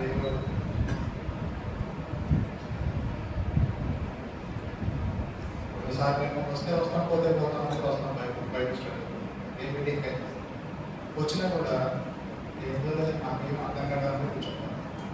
మూడోది ఏంటంటే కానీ ఎప్పుడు అయిపోయిందని చూస్తాం.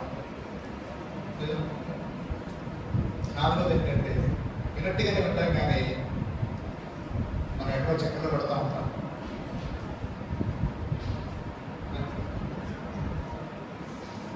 కొంచెం కనుక మనసు పెడితే సంఘంలో మంచి జెమ్స్ అవుతారు. మంచి జెమ్స్ అంటే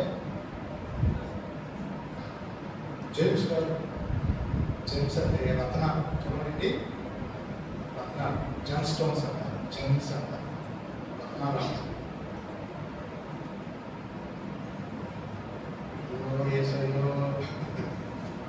అలా ఉన్న పరిస్థితి సరేనా.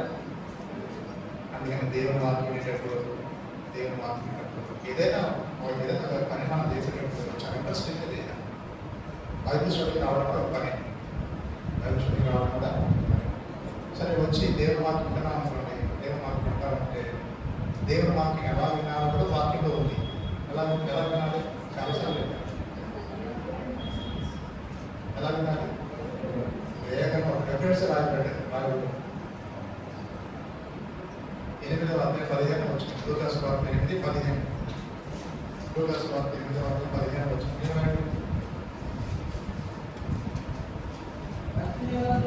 మంచి నేలలు విత్తనం కోరిన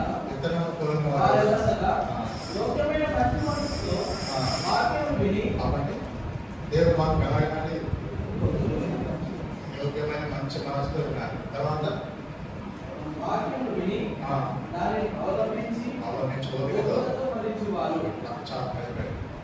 దేవుడు మాకు ఒకవేళ వినాలనుకుంటే వచ్చి నేను పని కట్టుకోవాలి. అవార్డు సంగతి వేరే సంగతి పక్కన పెట్టేసాను. ఈ సంగతిని చూసుకోవాలి. యోగ్యమైన మంచి మనసులు వినాలి. ఒకసారి విన్నామంటే తరతరాలు గుర్తుండిపోవాలి. అట్లా విన్నా మనం ఏం చేస్తున్నాం? సాధారణంగా ఏమన్నా కదా మర్చిపోయాం కదా. బోధకుడు ఎవరు బోధకుడు కానీ చట్టంలో ఉడికి తింటున్నాం, పండి తింటున్నాం. మాకు ఇంకా చదువుతున్నాం అన్నమాట. అందుకని వాక్యం విషయంలో దరిద్రం అయిపోవాలి. ప్రజలు వాక్యం చెప్పేవాడు ఎవరైనా సరే ఆ చెప్పేటువంటి వాక్యం మీద మన కాన్సన్ట్రేషన్ ఉండాలి. ఆ వాక్యం సరైన విధానికి వస్తుందా రావట్లేదు అని చెప్పేసి నువ్వే పర్సనల్ ఇన్వెస్టిగేషన్ చేయాలి. అది చేసుకుని ఎవరు తెలుసా? మెరియా సంఘస్థం. చెప్పండి ఎవరు? మెరియా సంఘస్థం. సరే వాక్యాన్ని వాడు ఏం చేశారంటే రీసెర్చ్ చేశారు. రీసెర్చ్ అని వాడు ఇంగ్లీష్ బైబిల్ రీసెర్చ్ చేసేవాడు ఏమంటారు? సైంటిస్ట్ ఉంటారు. వాక్యాన్ని మనం రీసెర్చ్ చేయాలి. సంఘం ఉన్న దేవుడు ఏం చేయాలి? రీసెర్చ్ చేయాలి. ఏం రీసెర్చ్ చేయాలి? స్క్రిప్చర్స్ రీసెర్చ్ చేయాలి. స్క్రిప్చర్స్ అంటే లేఖన వాక్యం.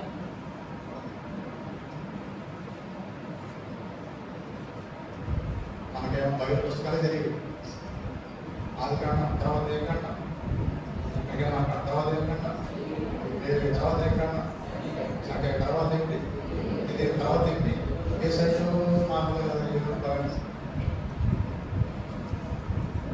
పొద్దునైతే టక్ నిద్ర పడతాం. కొంచెం లోపల పోతే కదా చూడతాం. ఇక చెప్పాలంటే ఈ సైజు రావాలి కదా. నాకు బైబిల్ 65 పుస్తకాలు తెలుసా?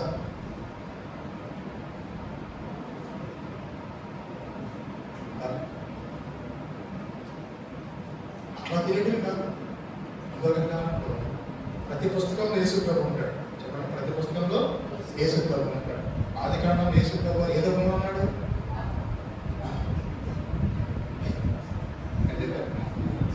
ఆదికాండం యేసు ప్రభు ఏ విధంగా ఉన్నాడు? స్త్రీ సంతానంగా ఉన్నాడు. నిజమా కాకంలో యేసు ప్రభు ఏ రూపంలో ఉన్నాడు?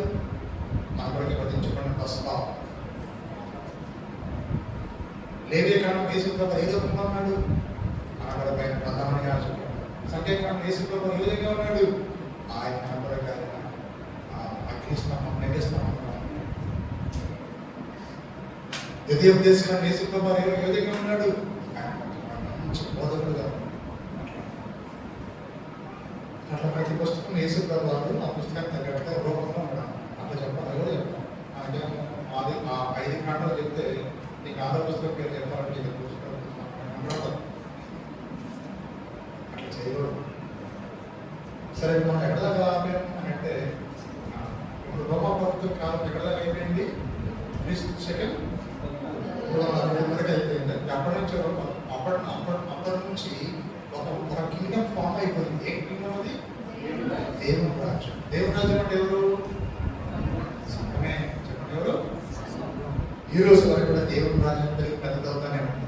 చేతి సహాయం కానీ దేవుని రాయి ఆ పర్వతం అవుతాం అంటే అదే దేవుని రాజ్యం. చెప్పండి అదే దేవుని రాజ్యం. అన్ని రాజ్యాలకు కొలాప్స్ అయిపోయింది. దేవుని రాజ్యం మాత్రం పెద్దది అయిపోయింది. ఈ దేవుని రాజ్యం వరద కాదు, ఇలా ఉండిపోతారు. సరేనా? ఈ దేవుని రాజ్యం వచ్చినప్పుడు వెళ్ళిపోతారు. ఆకాశం మనం వెళ్ళిపోయినప్పుడు కింద భూలోకంలో 10 మంది ప్రెసిడెంట్స్ కలుసుకుంటారు. 10 మంది ప్రెసిడెంట్స్ కలుసుకున్న తర్వాత ఏమైందంటే ఈ 10 మంది రాజులు బయట 10 మంది రాజులు కలుసుకుంటారు. ఈ 10 మంది రాజులు కలుసుకున్న తర్వాత వీళ్ళందరూ మోరో కింగ్డమ్గా తయారవుతారు. మోరో కింగ్డమ్ లోకంలో జరిగేటువంటి పరిస్థితి. అప్పుడు సంఘం ఉండదు, భూమి మీద సంఘం ఉండదు.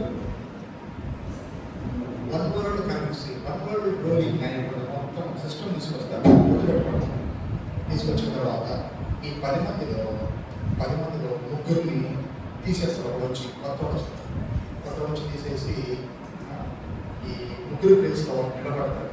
నిలబడినప్పుడు వాళ్ళు ఏమంటారంటే లోకాధికారి అంటారు. యాంటీ క్రైస్ట్ చూసారా? అదే లోకాధికారి అంటారు. ఈ 10 మంది అంటే 10 రాజ్యాలు. ప్రతి రాజ్యం వచ్చేసి 10 ఒక కొమ్ము. రాజ్యం అంటే ఏంటి? కొమ్ము. చెప్పండి ఏంటి? 10 మంది రాజులు ఒక కొమ్ము అన్నమాట. 3 కొమ్ములు తీసేయబడతాయి. ఈ 10 మంది ఈ 10 రాజ్యాలని ఏమంటారంటే ఈ 10 రాజ్యాలు కలిపేసి ఒక జంతువు. ఆ జంతువు పేరు క్రూయల్ బీస్ట్ అంట. ఈ క్రూర మృగానికి 10 కొమ్ములు ఉంటాయి. ఈ 10 కొమ్ములని తీసివేయబడతాయి.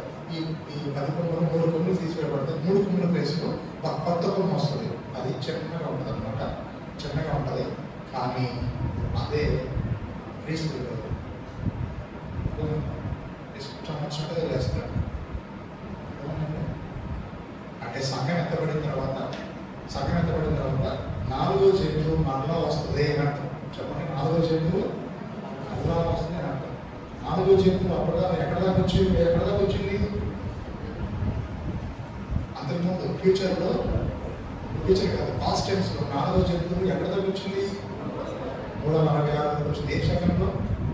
క్రీస్తు శకంలో వచ్చింది. మరి అక్కడి నుంచి కనపడేది కాదు. ఈ మధ్య కాలంలో ఒక కింగ్డమ్ పెద్దగా అయిపోయింది. ఇప్పుడు దాకా జరుగుతూనే ఉంది. ఆ కింగ్డమ్ పేరు దేవుని రాజ్యం. ఈ దేవుని రాజ్యం ప్రపంచం ఎత్తబడుతుంది.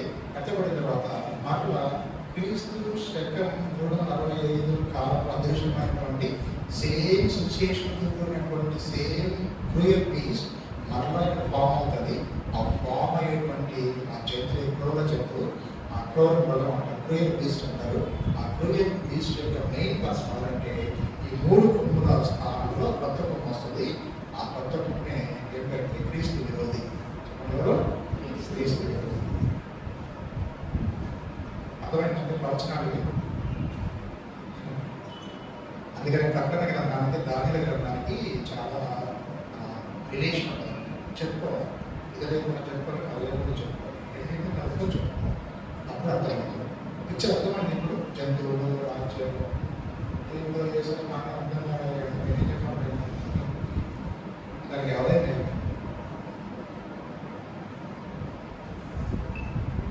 అది విడవబడిన వారు ఆ రాజ్యంలో ఉంటారు. ఏ రాజ్యంలో? క్రూరంలో పరిపాలన వెళ్ళిపోతారు. క్రూరంలో పరిపాలన ఎవరు? క్రీస్తు. ఎన్ని పేర్లు తెలుసా? ఈ 3 కొమ్ముల స్థానంలో వచ్చేటువంటి కొమ్ము చిన్న కొమ్ము. చెప్పండి, క్రీస్తు ఒక పేరు చిన్న కొమ్ము.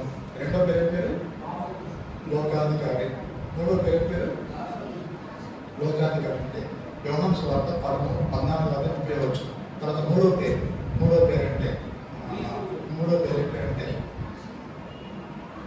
ఏంటంటే క్రీస్తు విరోధి. చెప్పండి, మూడో పేరు క్రీస్తు విరోధి. కొత్త యోహాను పత్రిక 2:18 ప్రకారంగా క్రీస్తు విరోధి. చెప్పండి, ఏం విరోధి? క్రీస్తు విరోధి. క్రీస్తు ఇప్పుడు చెప్పండి. ఇంకా 4 పేర్లు ఉన్నాయి. ఈ 4 పేర్లు చెప్పబోయే ముందు క్రీస్తు విరోధి యొక్క లక్షణం ఏంటి అసలు? క్రీస్తు విరోధి యొక్క లక్షణం ఏంటి? 2 రెఫరెన్స్ చెప్పుకోవచ్చు. ఒకటోది ఏంటంటే దానియేలు గ్రంథం 7వ అధ్యాయం 25 వచనం చదువుతారంటే, దానియేలు గ్రంథం 7వ అధ్యాయం 25 వచనం చదువుతారు. తీసుకున్నాం తక్కువ చదవాలి. మహోన్నతుని విరోధంగా మాట్లాడుతూ, మహోన్నతుని భక్తులను అడగకూడదు. అతడు పండుగ కాలమున న్యాయ పద్ధతులను నివారణ చేయకూడదు. వారు ఒక కాలములో అర్థకాలము కాబట్టి న్యాయ పద్ధతిలో ఇప్పుడు ఏం చేస్తాడు? మార్చేస్తాడు, తనకి ఇష్టం వచ్చినట్టు చేస్తాడు. అదొక లక్షణం ఉంటుంది వాళ్ళు. రెండో లక్షణం ఏంటో తెలుసా? క్రీస్తు విరోధిలో ఉండే రెండో లక్షణం ఏంటంటే క్రీస్తు విరోధి అంటే 1వ యోహాను పత్రిక 2వ అధ్యాయం 1వ యోహాను పత్రిక 2వ అధ్యాయంలో ఒక వచనం రాయబడింది. చదువుకుందాం. 1వ యోహాను పత్రిక 2వ అధ్యాయంలో 22వ వచనం చదువుతున్నాం. యేసుక్రీస్తు మాటలు చెప్పువాడు తప్ప ఎవడొకడు తండ్రిని కుమారుని ఒప్పుకోమని ప్రేరేపిస్తున్నాడు. క్రీస్తు విరోధి యొక్క లక్షణం ఏంటి? తండ్రిని ఒప్పుకోడు, ఇంకెవరు ఒప్పుకోడు? కుమారుని ఒప్పుకోడు. కాబట్టి ఈ విధంగా రెండు రెఫరెన్స్ ఉన్నాయి దాని గురించి. ఇప్పుడు మనం 3 చెప్పుకున్నాం. ఒకటోది ఏంటి? ఇచ్చిన రెండోదేంటి? లోకానికి కానీ. తర్వాత మూడో పేరు ఏం పేరు? క్రీస్తు విరోధి. 4వ పేరు ఏం పేరు? పాప పురుషుడు. 5వ పేరు ఏం పేరు? నాశన పుత్రుడు. 2వ దశలోనిక పత్రిక 2వ అధ్యాయం కూడా వచ్చు. రైట్. తర్వాత 6వ పేరు ఏం పేరు అంటే ధర్మ విరోధి. అదే అధ్యాయంలో 8వ వచ్చు. 2వ దశలోనిక పత్రిక 2వ అధ్యాయం 8వ వచ్చంలో ధర్మ విరోధి. 7వ పేరు క్రోధం వచనం. ప్రకటన గ్రంథము 13వ అధ్యాయం 1వ వచనం నుంచి 13వ వచనాల వరకు ఒక పేరాగ్రాఫ్ ఉంది. ఆ పేరాగ్రాఫ్ లో మెయిన్ క్యారెక్టర్ ఏంటంటే క్రోధం అంటే ఎవరు? క్రీస్తు విరోధి. క్రీస్తు విరోధి ఇంకో పేరు ఏం పేరు? క్రోధం. ఎన్ని పేర్లు ఉన్నాయి? 7 పేర్లు. చెప్పండి. ఈ క్రోధం కూడా అప్పుడు వస్తుంది. ఎప్పుడు వస్తుంది? సంఘం ఎత్తబడిన తర్వాత, దేవుడు రాజ్యం ఎత్తబడిన తర్వాత 10 మంది రాజులు ముగ్గురిని తీసేసి కొత్త వస్తాడు. వాడిని క్రీస్తు విరోధి అంటారు. వాడికి 7 పేర్లు ఉన్నాయి బైబిల్లో. ఇంకా అప్పటి నుంచి మొత్తం పరిపాలన స్టార్ట్ అయిపోతుంది. ఈ కాలం ఏమంటారంటే శ్రమల కాలం అంటారు. చెప్పండి, ఏం కాలం అంటారు? శ్రమల కాలం అంటారు. పాత నిబంధనలో దానియేలు 9వ అధ్యాయం ప్రకారంగా ఈ కాలానికి ఇంకో పేరు చెప్పుకోవచ్చు. ఏంటంటే దానియేలు 70 వారం అంటారు. ఈ శ్రమల కాలం పట్ల 2 భాగాలు ఉంటాయి. ఒకటి 3.5 సంవత్సరాలు, ఇంకొకటేమో 3.5 సంవత్సరాలు. ఒకటి 3.5 సంవత్సరాలు, 3.5 సంవత్సరాలు, 18 సంవత్సరాలు, 7 సంవత్సరాలు. మొదటి 3.5 సంవత్సరాలు అంతా బాగానే ఉంటుంది. శ్రమల కాలం ఇది కూడా శ్రమల కాలం. 2.5 సంవత్సరాల కాలంలో అప్పుడు సాధారణ గవర్నమెంట్ వచ్చేస్తాం, సెటిల్ వచ్చేస్తాం. చెప్పాల్సిన చాలా ఉన్నాయి. ఇంతటితో నేను బుకింగ్ చేస్తున్నాను. బైబిల్ ప్రకారంగా ఫస్ట్ ఛాన్స్ దేవుడు ఎవరికి ఇస్తాడంటే చెడుతనానికి ఇస్తాడు. చెప్పండి, దేనికి ఇస్తాడు? చెడుతనానికి ఇస్తాడు. చెడుతనం, పరిశుద్ధత. ఈ రెండింటికి ఫైటింగ్. ఈ ఫైట్ చేసేటప్పుడు ఫస్ట్ ఛాన్స్ దేవుడు ఎవరికి ఇస్తాడంటే చెడుతనానికి ఇస్తాడు. ఉదాహరణకి కర్మేలు పర్వతంతో ఫైట్ జరిగింది. ఫస్ట్ ఛాన్స్ ఎవరికి ఇచ్చాడు దేవుడు? ఓడిపోయే వాళ్ళకి ఉంటుంది ఫస్ట్ ఛాన్స్ ఎప్పుడైనా సరే. ఆ తర్వాత ఏరియా తీసుకొని ఏం చేశాడంటే గెలిచేవాళ్ళని చంపేశాడు. అలాగే ఫస్ట్ ఛాన్స్ 7 సంవత్సరాలు దేవుడు ఎవరికి ఇస్తాడు? భూమి మీద ఎవరికి ఇస్తాడు? లోకాధికారిని ఏమంటారంటే ప్రిన్స్ ఆఫ్ దిస్ వరల్డ్ అంటారు. ఏ లోకాధికారి అంటారు? చెప్పండి, ఏం పేరు? Prince of this world. 7 సంవత్సరాలు పరిపాలన చేస్తారు.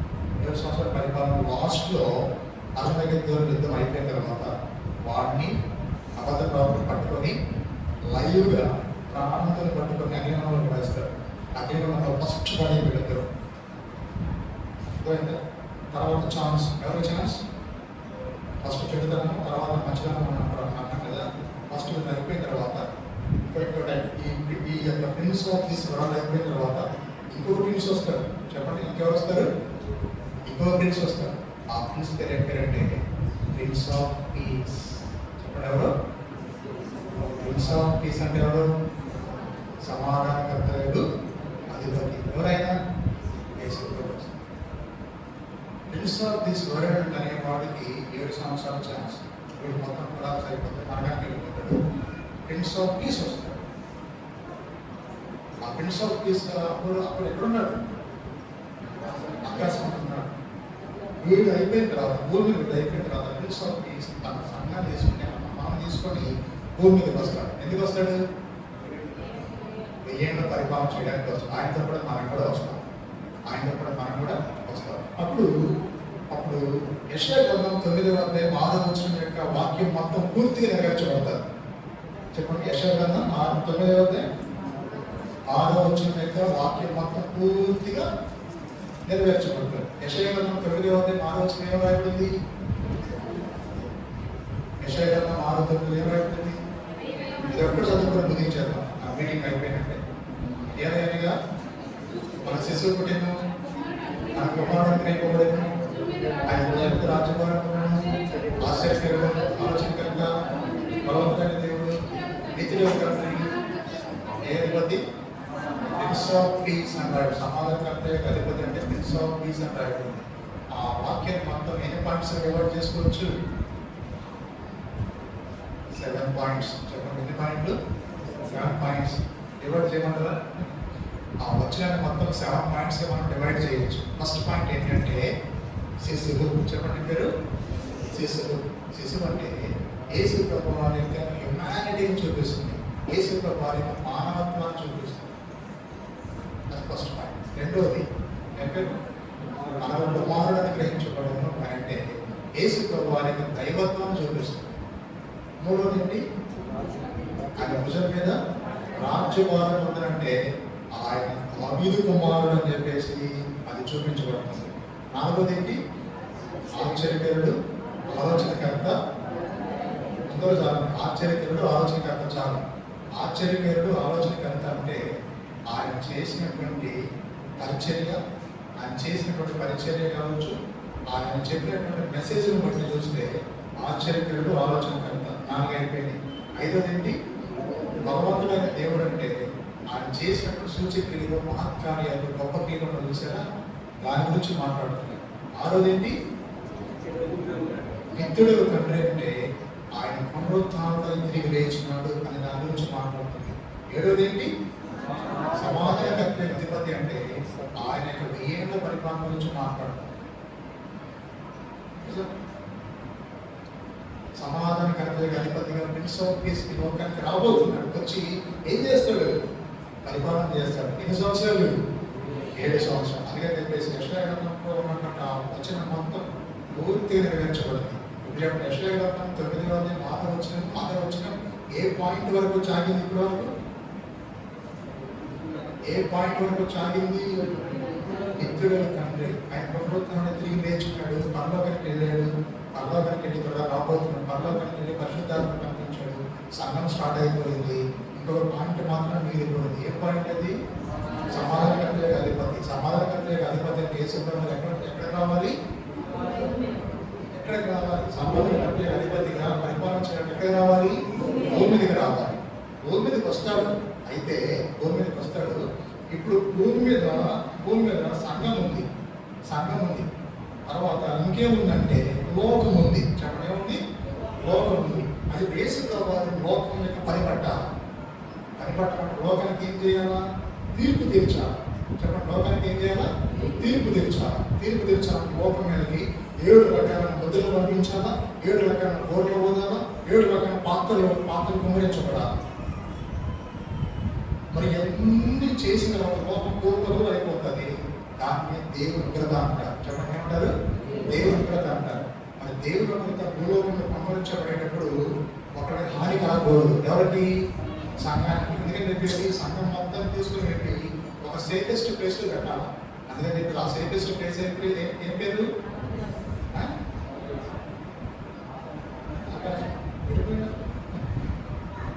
సేఫెస్ట్ ప్లేస్ ఏం పేరు? ఆకాశం మండలంలోకి మనం వెళ్ళిన తర్వాత అప్పుడు భూమి మీద ఏమొచ్చిపడుతుంది? దేవుని తీర్పు వచ్చి పడుతుంది. చెప్పండి, ఏమొస్తుంది? దేవుని తీర్పు వస్తుంది. ఇప్పుడు చెప్పండి, ఈ దేవుని తీర్పు కారణం మనం పార్టిసిపేట్ అవుతామా? Participate comma? దేవుని తీర్పు అంతా అయిపోయిన తర్వాత దేవుని తీర్పు పూర్తిగా అయిపోవాలంటే ఇక్కడ 7 సంవత్సరాలు పట్టాలి. అదే 7 సంవత్సరాల కాలం మనం ఎక్కడ ఉంటాం? ఆకాశంలో ఉంటాం. ఎన్ని రకాలుగా దేవుడు మాత్రం ఇది మొత్తం కంప్లీట్ అయిపోయిన తర్వాత మళ్ళా ప్రభు మనం తీసుకుని వచ్చి డోర్ మీదకి వస్తాడు. డోరింగ్ స్టార్ట్ అవుతుంది, 1000 పరిపాలన మిలినియం స్టార్ట్ అవుతుంది. అప్పుడు యెషయా గ్రంథం 9వ అధ్యాయం 6వ వచనం చివరి పాయింట్ చూసారా, అది ఫుల్ఫిల్ అయిపోతుంది. ఇప్పుడు 6 పాయింట్స్ నెరవేర్చబడ్డాయి. 7వ పాయింట్ నెరవేర్చుకోవడానికి 7వ పాయింట్ నెరవేర్చడానికి యేసు ప్రభువు యుద్ధ ప్రాతిపదికన తొందరగా రాబోతున్నాడు. నువ్వు సిద్ధంగా ఉన్నావా? నీ కుటుంబం సిద్ధంగా ఉందా? నీ కుటుంబం సిద్ధంగా ఎక్కడ ఉంది మన ఆత్మీయ పరిస్థితి? మనం ఏం చేస్తున్నాం? ప్రభుత్వం మంచిగా జీవిస్తున్నాం, సాక్షులుగా ఉన్నాను, ఎక్కడ పడిపోతే తెలిసి చాలా సంతోషపడుతున్నాను, ప్రభుత్వంలో తాను సహకరిస్తున్నాను, దేవుడిని గొప్పగా జరగాలని సహకరిస్తున్నాను, కొన్ని ఆత్మలు సంపాదిస్తున్నాను, మన స్థానిక సంఘం క్షేమంగా ఉండాలని చెప్పేసి పనిచేస్తున్నాను, కలిగినటువంటి ఆత్మీయమైన విధానాన్ని కాపాడుకుంటున్నాను, కలిగిన రక్షణ బయటతో కొనసాగించుకుంటున్నాను. ఒకవేళ రక్షణ ఇచ్చేది లేకపోతే రక్షణ తీర్మానం చేసుకుంటారా? దేవుడి మాత్రం దీవించుకుంటారు. కళ మూసుకుంటారు.